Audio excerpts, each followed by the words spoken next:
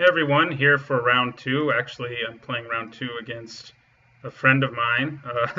This guy actually the guy who designed the banner and stuff on my YouTube page. And I think we're going to keep this. It's not amazing, but we do have a mana leak.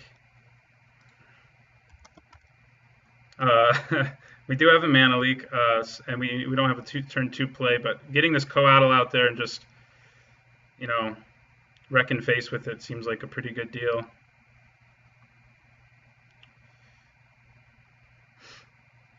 And hopefully we don't draw a bunch more lands at this point. In game one, we kept a hand like this and just drew all lands, and that really wasn't good. A one drop. Okay. Looks like he drafted the equipment deck. Maybe red white, just like the guy we played in round one, which could be a good matchup for us again. Okay, rather than play out the growth chamber, I'm going to hold up mana leak.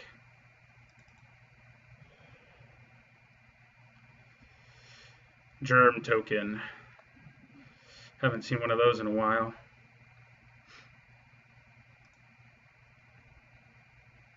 We will take a big 1 damage here. Is that it for your turn, man? That is it for his turn. Okay. What does that mean for us? Oh, wow, we just got all the counter spells. What does that mean for us? I think we're going to play our coatl. If he deals with it, it's not great news for us. But if he doesn't, then we're going to start pulling ahead, I think. And if he does have to deal with it, it probably means he can't do something else this turn since he couldn't do anything with 2 mana last turn. Yeah, we'll just take it. We don't want to see a combat trick come our way. Okay, looks like he can do something. All right, bloodthirstiness. Okay.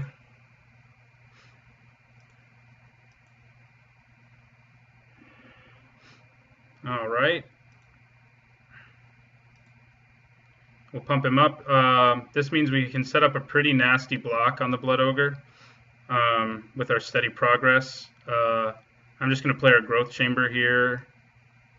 Oh, if I play the growth chamber, I actually can't steady progress. So I'm not going to play the growth chamber. I'm going to play a forest and hold up both remand and steady progress.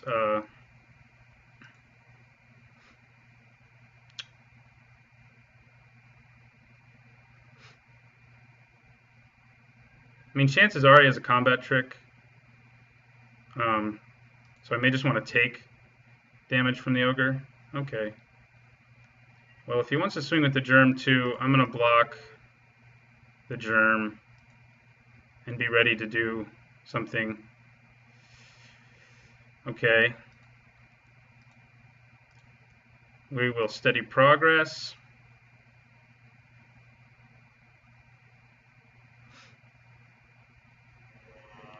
We'll proliferate. And then we'll draw a card.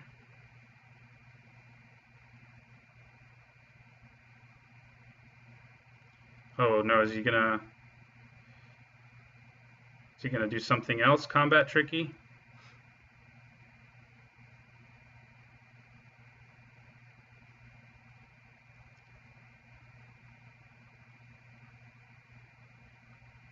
Looks like a possibility.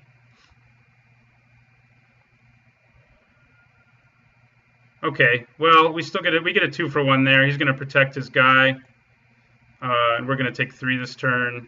But our guy isn't going to die from brute force, and I'm happy with that. 2-for-1. I'm surprised he wanted to save his germ so much, since he still gets to keep the equipment even when the germ dies. So, but yeah, we'll take 3 here. Feel the pain.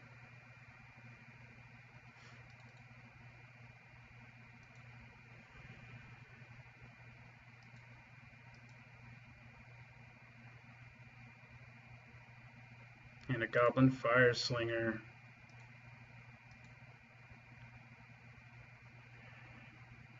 Okay, we enjoy the size. Um, we're going to swing. We're going to play Nest Invader. So we're going to have some protection. Let's see. If I play Nest Invader, I can also then play Simic Growth Chamber. Yes.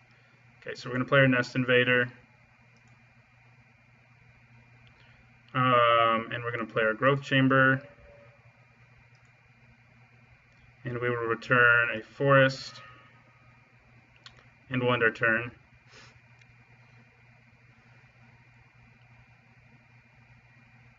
All right.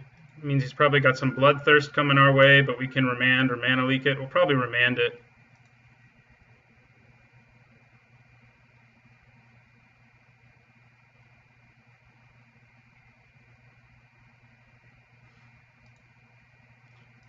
I'm going to block there and here.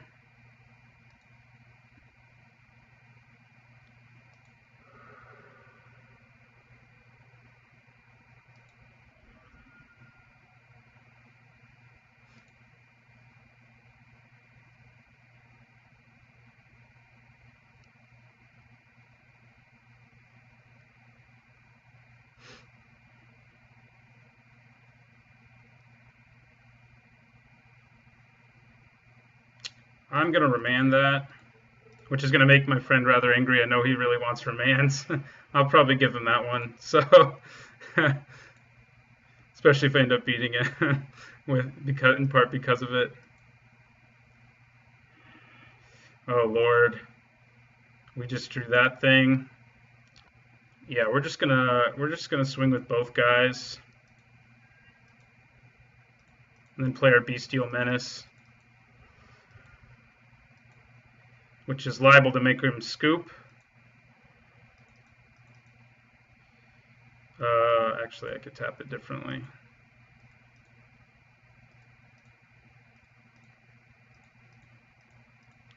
So Bestial Menace gives us all our creature tokens in the world, and find it hard to imagine our opponent coming back from that. Yeah, all right, we won game 1. On to game 2. I think just like our first opponent, we're going to want to side in one of our repeals. We might also want a Sundering Vitae. He's probably got more equipment than what we saw, given that that archetype is all about equipment. But I don't... It's a little risky bringing it in. But I don't know that it is. I mean, I know that the archetype has a lot of equipment. Of course, one of them, Darksteel Axe, is indestructible, so it may not matter. I think I'm going to do the same thing I did last time and take out a Helium Squirter. It may not matter. If I bring in the Sundering Vitae, I don't know what I'm going to side out. Yeah, I don't feel strongly enough about it to even want to side something out for it, so we're just going to go to game 2, other than that repeal.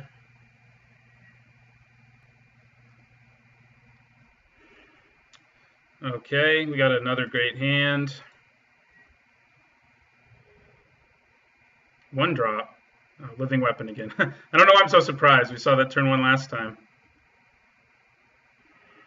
I'm going to play the island. I kind of doubt I will be Vapor Snagging anything on turn 2, but hey. 2 Living Weapons. Okay. Sundering Vitae kind of makes sense now if we have a game 3. Although our Vapor Snag can also destroy one of the tokens, but I kind of doubt I'll use it on something that unimpressive in the early game like that. We'll play our Aqua Strand.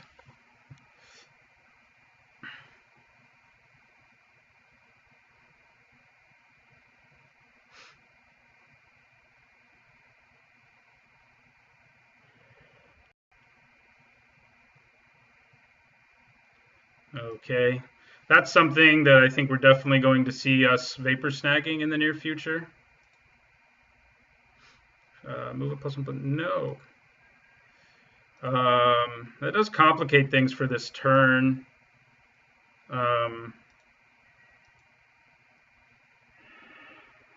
Certainly, it certainly does. We can also give our dude reach.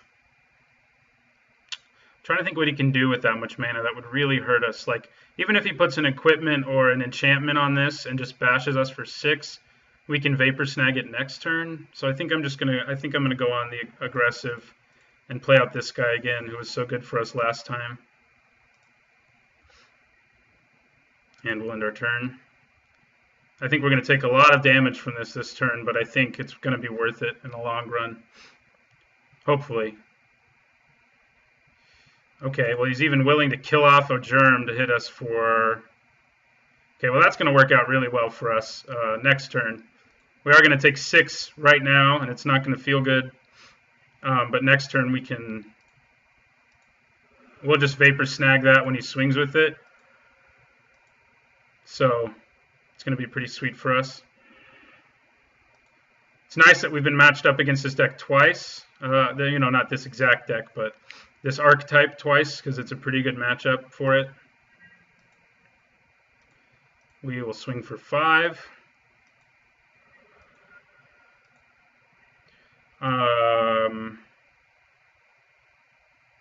I'll play out an island. Maybe I should have played my Growth Chamber, but...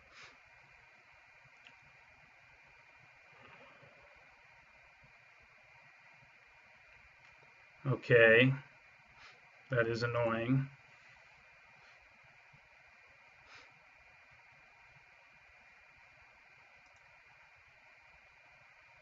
No. We're definitely still gonna bounce that thing.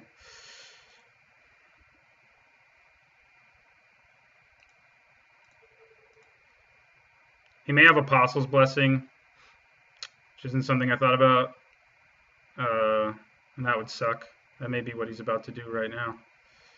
Is bless with the Apostle's Blessing. Yeah, so we're gonna take 6 in the air here. Sucks for us.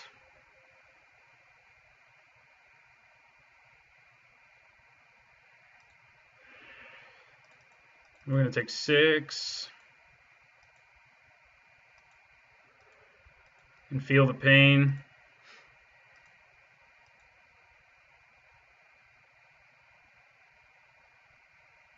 All right, he has emptied his hand out.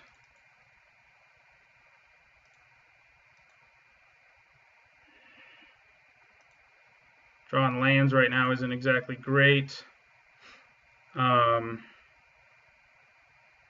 We're going to play our Growth Chamber,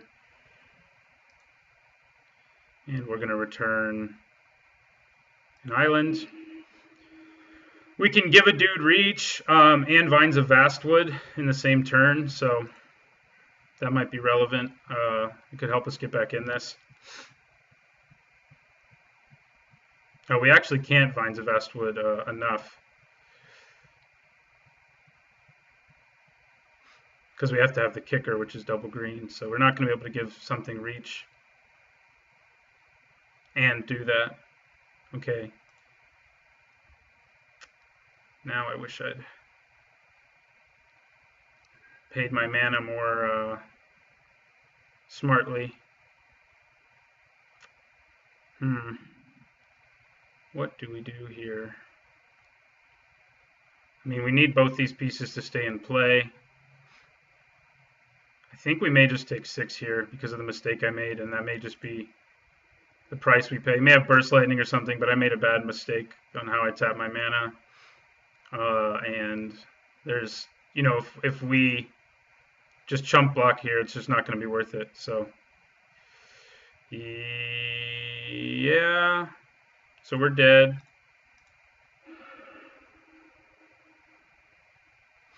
We died of that for sure.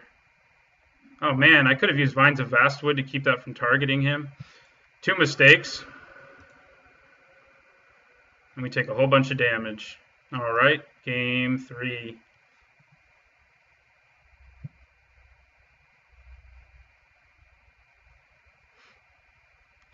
I think now we do want our Sundering Vitae. We saw that he definitely has more equipment now. I think maybe we take out Algae Gharial. I just don't think it's going to get big in this game against this guy. We also haven't seen any removal that I can think of. So the Shroud doesn't going to factor. Creatures really haven't been dying, so I think that's what we want. Hopefully I tap my mana more smartly this time around. Let's get another good hand. And we did. We got what we asked for. We've got 2-drop, 3-drop, and a Vapor Snag, and a Bestial Menace. And our opponent is mulliganing. Although he's on the draw, so it's not nearly as huge of a disadvantage. I'll play the island. You know, again, I doubt I Vapor Snag anything on turn 1, but hey, you never know.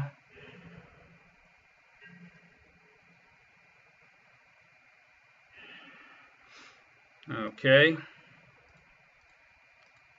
We'll play out the Aquastrand Spider.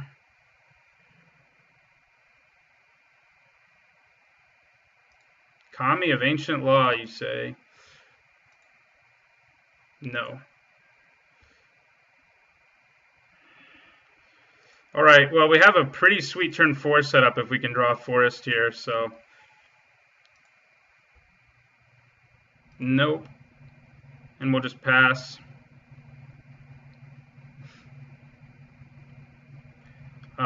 And even if we don't draw a forest here, Steady Progress is going to be a pretty powerful card for us right now. No. No. Neither of those things. Okay. Forest, forest, forest. Not a forest. But I think that's okay. I think we just pass. We pass, and we're going to Steady Progress and proliferate both of these guys.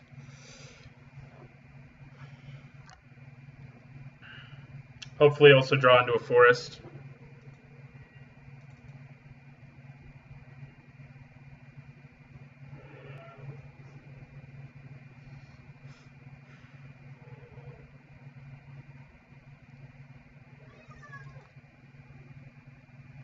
Yeah, we've got a pretty sweet setup here. I mean, we're just going to block both of them.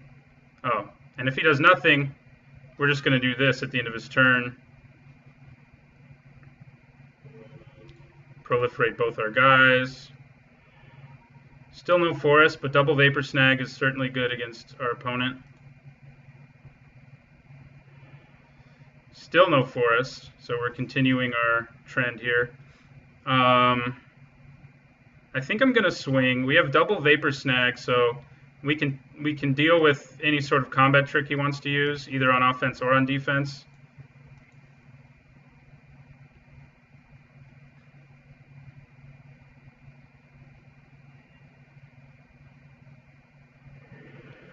Okay.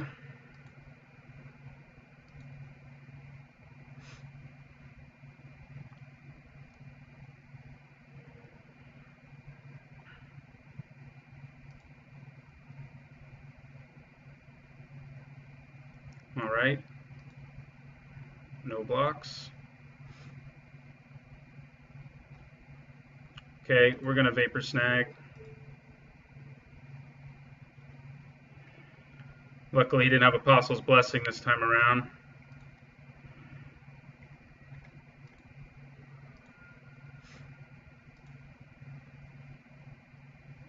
If we can draw 2 more lands, we're going to be in a beautiful place. Just a beautiful place.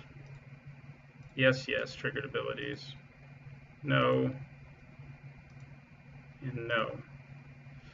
Gotta be careful there.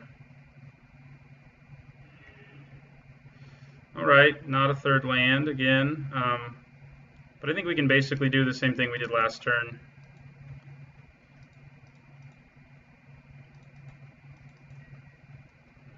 Just crunch in for 6 there. This time around, I may let him swing with both, and if he plays like a blocker... What's he playing right now? Noblest of War. Dang. Okay. Well, if he swings with both his guys here, and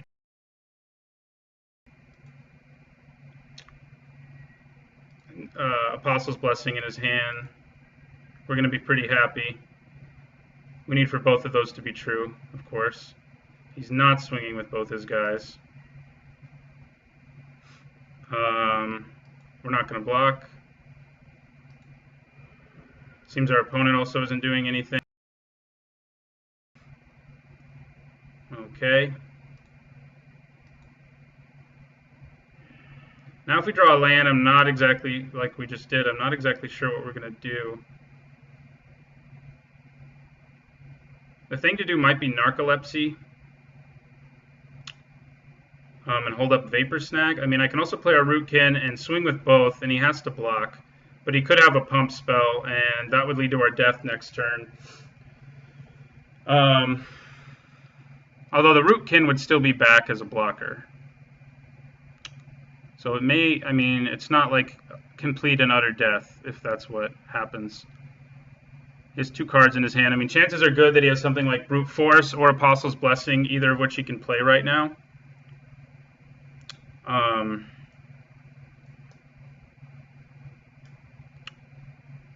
So let's see what happens. If I put Narcolepsy on his double strike guy, for example, if I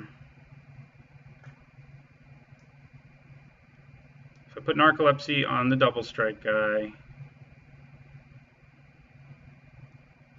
or on the Nobilis, you do either one, what's going to happen?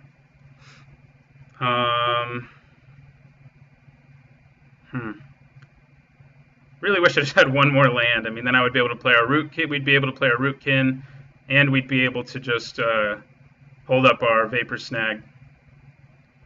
I think we have to hold up our Vapor Snag, so I think we're just going to Narcolepsy the guy with double strike.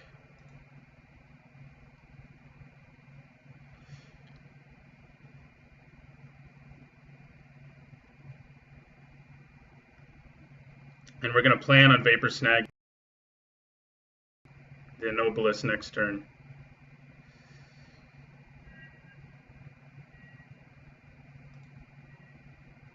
Even before he attacks, actually. When he enters combat, we'll Vapor Snag it. Okay, I kind of forgot about that, but still gets rid of a creature, I suppose. Alright, Living Weapon.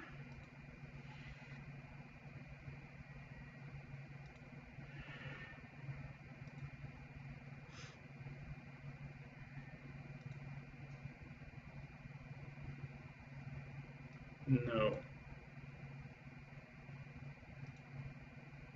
No. Yeah, we're in a bad place here because of that Nobilis.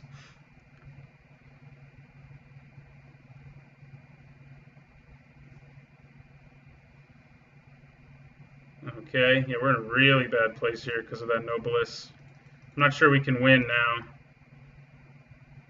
It may have been best to just have gone aggressive last turn.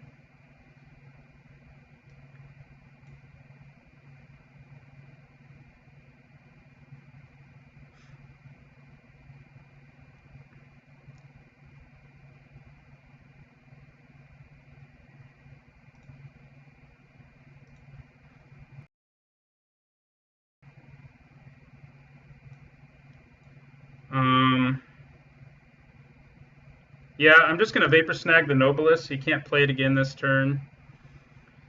Although, if he swings with both of these, and we Vapor Snag, no, we're still not going to be able to just win next turn. So, I can Vapor Snag and I can Sundering Vitae, though. Wait a second. If he swings with both his creatures, this is going to hit us. The Boros Swiftblade will hit us for how much do they get? +2/+0 from you?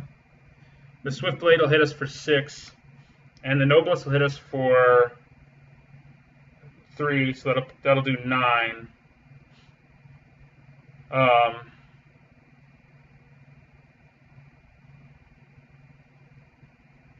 That will do 9 to us. He has 1 card in his hand, so he can't have both Apostle's Blessing and a pump spell, so I think I'm just going to let him swing. I think that's our best chance to win here.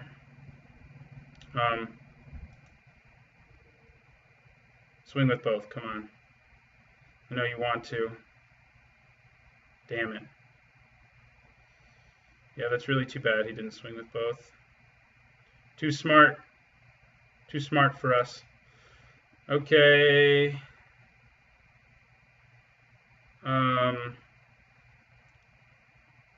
He can recast this, which is annoying. Now I really wish I'd Vapor Snugged, whatever language. Damn. Yeah. Yeah, I think I declare a block here. And then we Vapor Snag him. Which puts him at 6.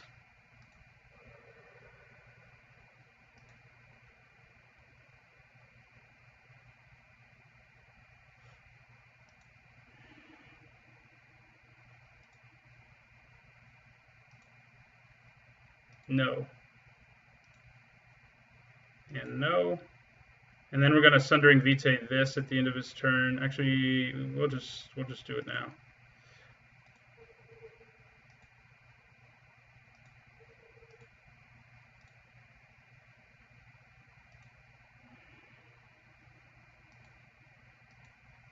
Sundered. Okay, so now we're still not in an awful situation. He's going to have to block at least one creature. When we play our Rootkin, we're going to have 2 4/4s, and he's going to have to trade one creature. He can't even Apostle's Blessing at this point, if that's what he has. And then even if he swings next turn, he can swing for 5 plus 6 is 11. But it's still not going to be enough to kill us. So if he has a pump spell in his hand, we die. But because of what we have in our hand, we die anyway. I mean, I guess what I could do instead is play a Gnarlid Pack. And instead hold up the ability to give my guys reach and try to block, stuff. But I think, oh wait, if he blocks, wait a second, he can survive by just blocking one thing. And yeah, no, that's the max amount of damage you can do based on what he has on the table. So we're just going to play our Rootkin. I mean, if we go on the defensive here, I mean, wait, we do have more cards in hand than our opponent does. So we can, in fact, I mean, we can, maybe the thing to do here is to play the Gnarlid Pack, graft onto it, but I can only block one guy with reach. Yeah, I'm just going to go aggressive. I mean, it's hard to know what to do here. I think there's an argument for both to be made.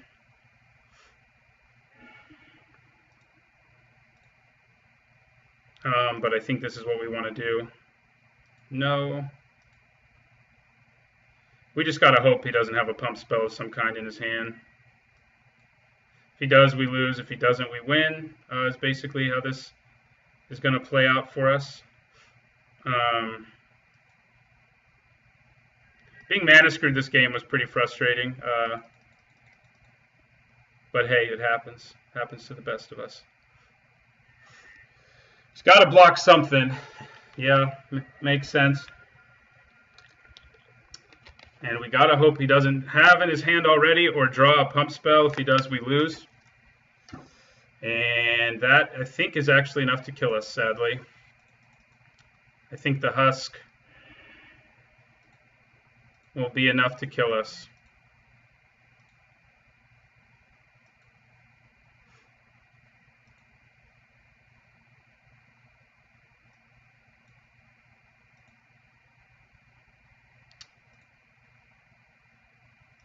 No, we don't want to graft onto him.